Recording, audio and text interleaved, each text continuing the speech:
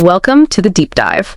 So today we're tackling a really big what if. We've got these sources exploring what might have happened if Columbus's voyages, if they hadn't led to lasting European settlement in the Americas. We're essentially putting history on a scale, asking, what was the real cost versus the benefit? Comparing our world, the actual timeline, or ATL, against this other path.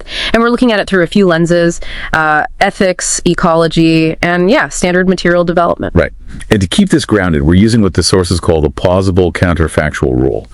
Basically, this alternate timeline, let's call it the CTL, it avoids that huge permanent transfer that defined the Columbian Exchange.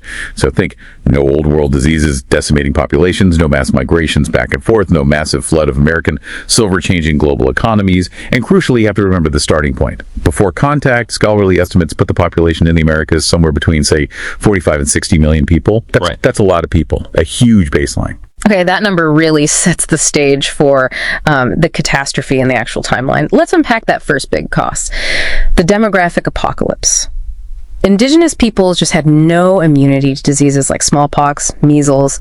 The sources point to an 80 to 95% population crash within about 100, maybe 150 years, 90%. It's just hard to wrap your head around, like central Mexico dropped from maybe 15 million people down to 1.5 million, just gone.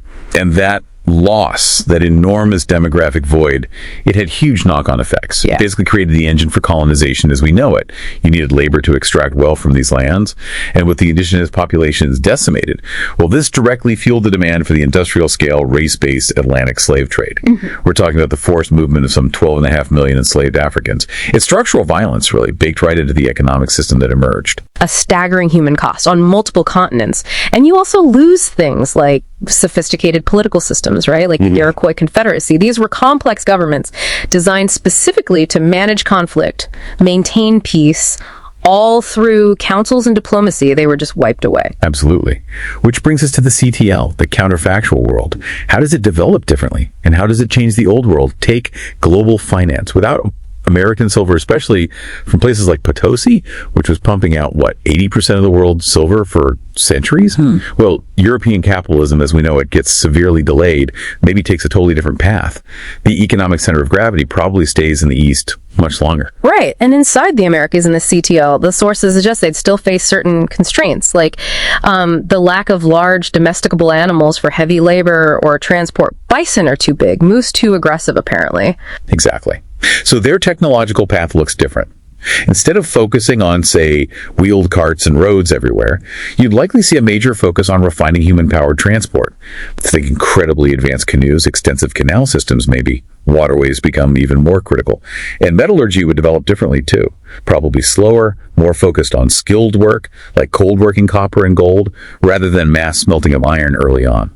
Okay, but the biggest divergence, the area where the CTL really comes out ahead, according to the sources, is ecology, right? This is where they say the world would be centuries ahead. Yeah, absolutely. In the CTL, indigenous land management systems, often called traditional ecological knowledge or tech, would likely continue.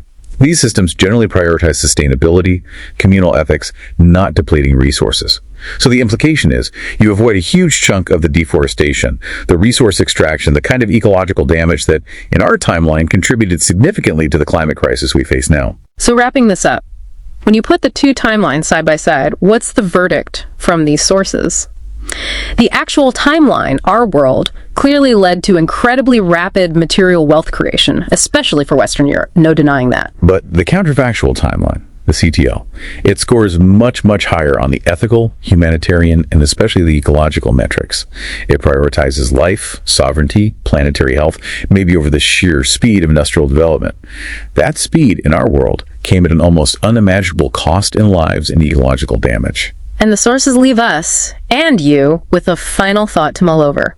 They suggest that the core values you see in a lot of contemporary indigenous advocacy movements, things like self-determination, communal resource management, respect for the land, this counterfactual exercise suggests those aren't just values, they might be the practical solutions needed to heal the ecological wounds of our actual timeline.